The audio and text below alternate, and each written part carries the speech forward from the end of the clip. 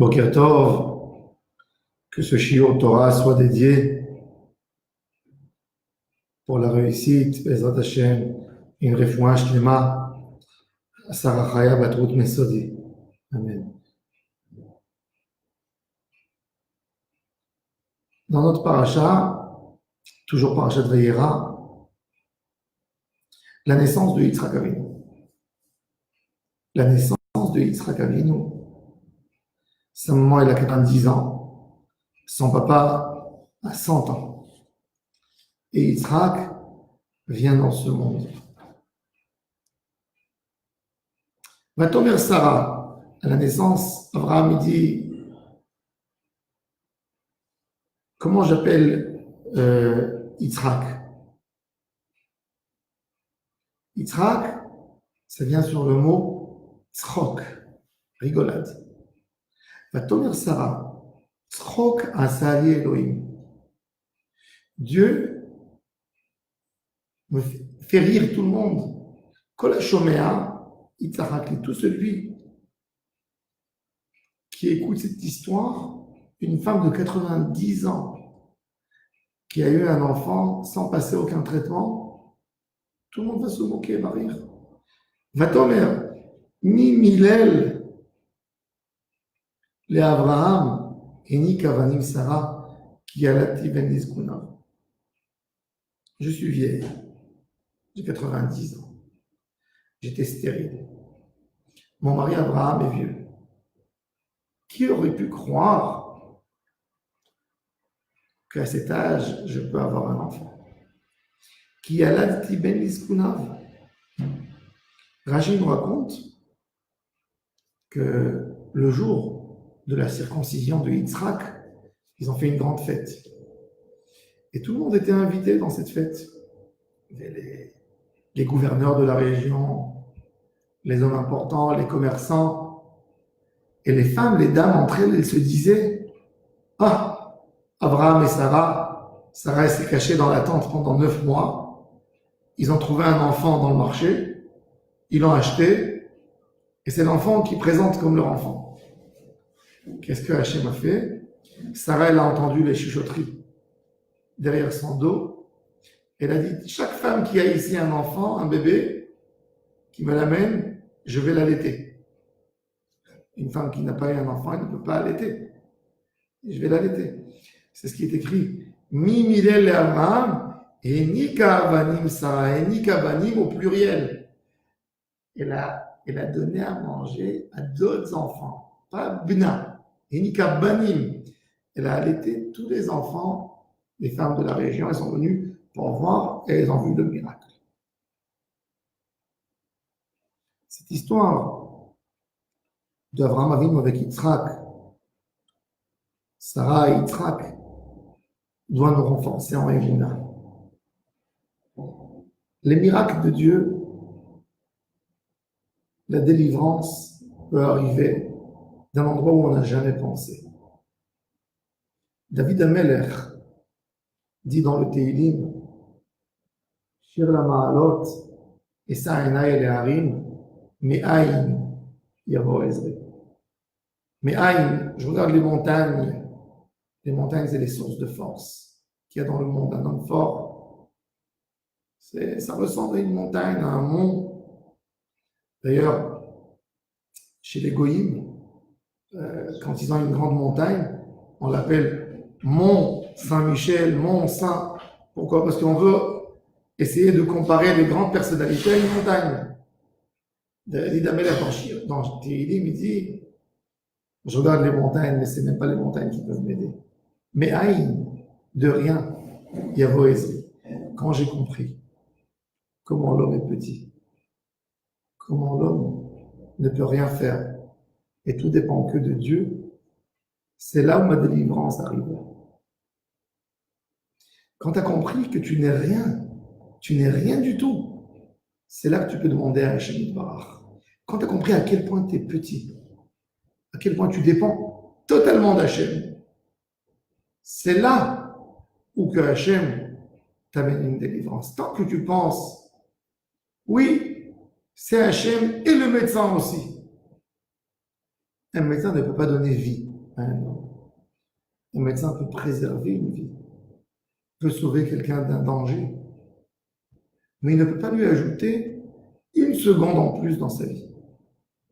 Un médecin peut, une femme ou un homme qui n'ont pas d'enfants, il va les aider à enlever un mauvais élément, mais il ne peut pas leur créer de bons éléments pour avoir des enfants. Et ça, il faut le savoir. Chacun, on doit connaître la place de chacun. Je n'ai pas diminué en quoi que ce soit un médecin. Un médecin, c'est bon, c'est magnifique ce qu'il fait. Il essaye, il est là pour sauver des gens. Mais il faut savoir sa place. Un médecin, c'est un émissaire, c'est un envoyé de Dieu. C'est quelqu'un qui est là, mais il ne peut jamais prolonger ma vie plus que ce qui a été décidé. Et c'est pour ça qu'il faut savoir à qui prier et comment prier. Même si on va chez un médecin, la délivrance dépend complètement de la volonté divine qu'Hachem donne à l'homme. Yitzhak. Sarah a appelé son fils Yitzhak. Yitzhak, c'est rire, l'Yitzhak. On dit dans Tehillim, quand on parle du retour de la Géoula, le retour vers Sion, Shir HaMahalot, Beshuv Adonai et Shivat Tzion, Ainu Kecholmin. Le grand jour de la Géoula, ce sera comme un rêve. Et David Ameler continue. Azimale Srokpin. Nous allons rire. Rire. Quand quelqu'un entend une blague, il rit. Pourquoi il rit? C'est pas parce que la blague, il fait rire. C'est que la personne qui t'a raconté la blague, il mène tes pensées dans un sens. Et pour faire une belle blague, il va dire tout à fait le contraire de ce que tu as pensé. Ça va te faire rire, cette réflexion. Tu vas voir quelqu'un qui marche dans la rue et qui glisse sur une banane, par exemple. Alors il marche, hop, hop, il glisse. Tu as de la peine, mais en même temps, tu ne peux pas t'en passer de faire un petit sourire ou de rigoler des fois. Pourquoi? C'est pas parce que tu rigoles sur son malheur. Non. Mais tu as vu quelque chose qui paraît tellement bizarre, les gens marchent, et celui-là il marche, hop, il tourne. Qu'est-ce qui fait la moquerie des gens? Les gens, quand ils voient la personne qui est tellement différente d'eux, ils se moquent. C'est pas forcément d'une méchanceté. Ça vient au début. Bon, c'est vrai quand quelqu'un il fait de ça un chemin et il continue à se moquer, ça c'est très mauvais.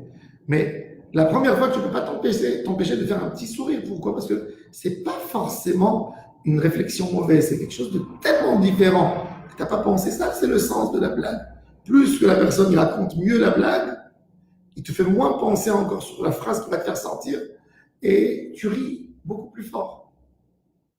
David Amelech, il a dit, quand Akadosh Baruch Hu va amener la Géoula, on va voir comment on était ridicule dans notre comportement avant, comment on pensait qu'on allait recevoir ceci et on allait recevoir ça.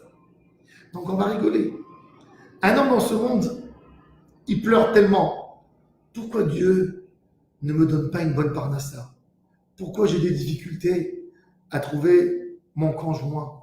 Pourquoi je ne peux pas me marier? Pourquoi je ne peux pas avoir de l'abondance comme tel monsieur, comme celui-là, la santé, etc. Et à la fin des temps, Dieu va montrer à chacun ce qu'il est venu réparer, ce qu'il est venu faire. Et il va rire. Il va rire sur son idiotie qu'il n'a pas compris.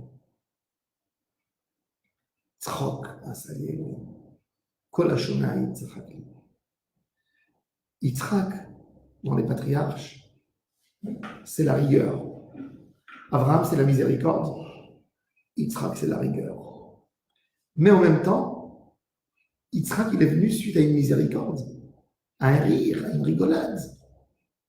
Une rigolade de sa mère. Il n'y a pas eu quelque chose de plus miséricordieux pour Sarah et Abraham. Sarah a 90 ans d'avoir un enfant. Comment ça se fait que Yitzhak est rigoureux s'il il est issu d'une si grande miséricorde? Et son nom, c'est Tzrok Asali Elohim. Alors c'est intéressant, puisqu'on voit Elohim, c'est la rigueur, le nom divin quand on prononce Elohim, c'est toujours rigoureux. Quand on dit le nom de 4 lettres, Yud Ke Vav Ke Ado, oui, c'est toujours miséricordieux. Mais Elohim, c'est rigoureux. C'est Midat Adin. Et là, on voit que Sarah, elle utilise l'expression, elle dit Tzrok, Asali, Elohim.